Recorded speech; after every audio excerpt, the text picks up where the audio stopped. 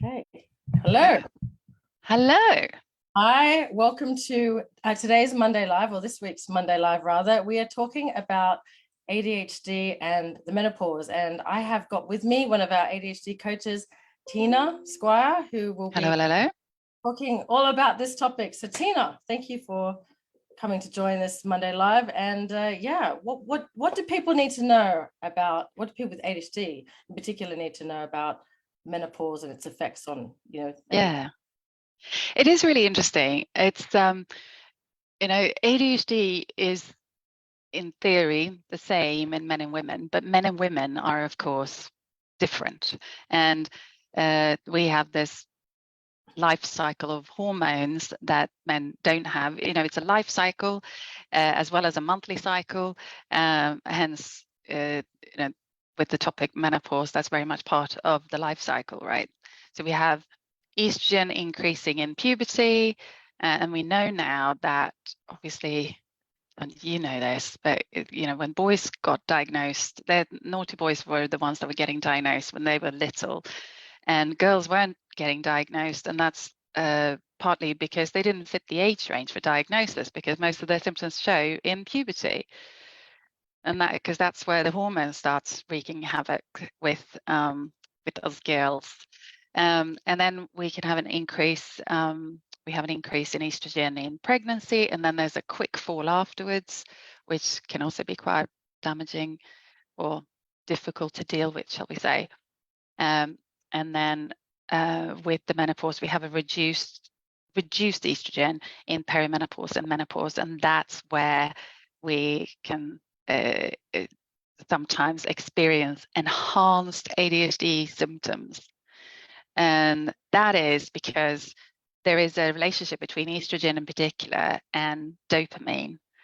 So when estrogen drops, dopamine tends to drop, and we don't like our dopamine level to drop because our ADHD symptoms just goes haywire. And actually, personal story with that. So I got diagnosed when I was 46, and it was at a time where estrogen was starting dropping, probably. Actually, kind of know that now. And I got diagnosed with ADHD, and I got my ADHD medication, and everything was hunky-dory for about a year. But then after a year, it was like my medication wasn't working anymore. It just felt like it wasn't doing anything. And I went back to my GP, and luckily I have a very good GP and a lady who sort of understands a little bit more about the relationship. And I then chose to start a HRT, which then got rid of the brain fog and what have you. So at that time, it wasn't the ADHD, it was the beginning of menopause, basically, that was causing the brain fog. But that could be, in my case, it was brain fog. That can be sleep problems or, increased mood swings. And that's the problem, or not the problem, but that's the correlation in a way between ADHD symptoms and menopause symptoms. Some of them overlap with ADHD symptoms, basically. So it can be really difficult. You're looking worried, Steph. Well, yeah, I haven't quite hit that yet. That's definitely going to be, it's on the horizon. I'm not looking forward to that. I don't know what I would do if my ADHD medication wasn't working in terms of deal with family life. And that must be really... I mean, it's not to say that it will happen, of course. That's one personal story, but I think it's important to know that that can happen, so that you're not just assuming that your ADHD is getting worse and that you can't do anything about it. Or, like, for example, if you have a private medication that you pay for and you can't afford to have it adjusted, or that at NHS you're going to have to wait 2 years to assess your medication, right? So it might be a quicker route actually to look at menopause symptoms. But there is an overlap. So with the types of symptoms that we get both in ADHD and menopause are things like cognitive difficulties, which I described there with brain fog, isn't it? But it can also be just suddenly feeling like your memory's failing you. You can't keep your attention to anything, can't focus as you could before. But also mood changes. We know about emotional dysregulation, right? So that can get a bit worse, and that is also a menopause symptom. sleep disturbances, as we talked about, fatigue in general as well, and impulsivity. Even impulsivity actually can be a menopause symptom as well as an ADHD symptoms. Right. So yeah. So how do you, because we get a lot of people that come to us when, they've hit menopause and they've kind of realized, well, hang on, because the ADHD becomes worse. So they come to us for support. But yeah, in terms of the HRT, is it possible that some people with ADHD, if they take HRT, that sometimes can be enough, even if they have ADHD but don't know it? Because HRT kind of, yeah, I mean, I don't know the science behind all of this. Yeah, no, it can be. So it could be a situation whereby you think, oh, I'm feeling like this. It must be menopause because I'm a certain age. Oh, sorry, that's my camera. It's turned back on. And then the HRT can make it a little bit better, and it might also be ADHD. But I think you'll know because it won't. It likely it might help for a while, but it might not help long term, or yeah. So, but I think the key is really to monitor symptoms. So if you are, I mean, some women do this. I was not one of them, I must admit. Monitoring your cycle and any other symptoms that might be happening in correlation to your cycle, and just so that if you're going to see a doctor, that you're helping them help you, basically. We're not very good at that, us ADHDers.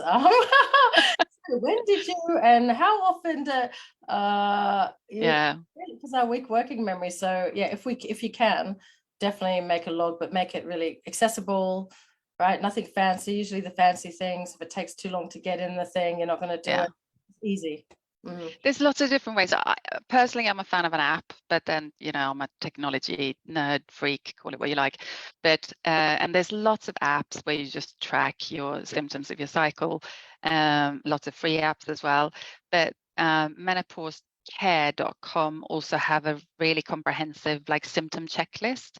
So if you just want a moment in time, easy print out, scribble on before you go and see the doctor, then I'd recommend that, and we will put the link to that in the comments to this as well, so that at least it's a little bit like when you go and get diagnosed with ADHD, right? The more you're kind of prepared and you got to show them, the easier it is for them to help you.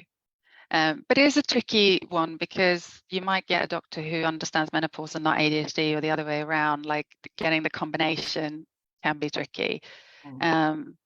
But I like to think as well, like when we're this age as well, we know ourselves a little bit better. And even if we don't know ourselves, we know if someone says something and we think, if a doctor says, oh, this is what it is, and you don't quite believe them, don't stop there, keep going, trust yourself at this point. You know yourself best at this age, trust yourself. That's good advice, really good advice. So yeah, menopausecare.com, is that right? So we'll put that link. We'll put that link in the comment section. But yeah, it's having ADHD is not easy, and obviously I think it starts, doesn't it, with the periods. It can, your ADHD can get worse around, for girls and women when they get their periods. I know that some ADHDs actually get their medication increased around that time in order to kind of offset that. I know some women as well who have a sort of top up in certain times of their cycle as well, because obviously, and that is the whole estrogen dopamine correlation, in that certain times in your cycle you'll have lower estrogen, so it feels like your ADHD medication might not be working so well, and some doctors are actually quite happy to give you a sort of top up for those times. But some are not, and we'll have to fight these battles. I think another thing to mention as well, we talk a lot about estrogen, and it isn't, menopause isn't just about estrogen, but it is certainly one of the main ones. So if you can also have your estrogen tested. So they don't tend to do it as standard, but you can ask for it. and that way you'll kind of know. So if they'll know if your estrogen is low, and that way recommending something like HRT is can be a really good thing. I know there's also some conversation around HRT and whether we shouldn't take it and the risk for cancer, but there is a lot of new research out on this. I say new, I mean it's years old at this point, and the estrogen that they prescribe now is a body identical estrogen, so it's not the same type of estrogen that they actually did those studies on all that time ago. And estrogen is just one of them as well. You can actually, if you get HRT with estrogen, that might work really well, but if it's still not working, we need to look at testosterone and progesterone. There are other things that are affecting the hormone cycle as well, not just estrogen. Yeah, so like all things ADHD related, very complex, and requires tracking, which we're not very good at, but as we say in coaching, you can't manage what you don't measure, I'm afraid. So as much as you can do track, and so you can see the patterns and describe those to your clinician. But thank you, Tina. Do get in touch if the ADHD has become worse, even with the HRT, ADHD medication. Do get in touch with us. We can help, at least maybe help you track as well. Because set up the right systems that work for you, really. You know better, you do better, right? Exactly. So thank you for listening, and next week we're going to be talking about ADHD and addiction, so join us then. But otherwise, enjoy the rest of the week. Thank you, Tina. Excellent. Thank you. Bye.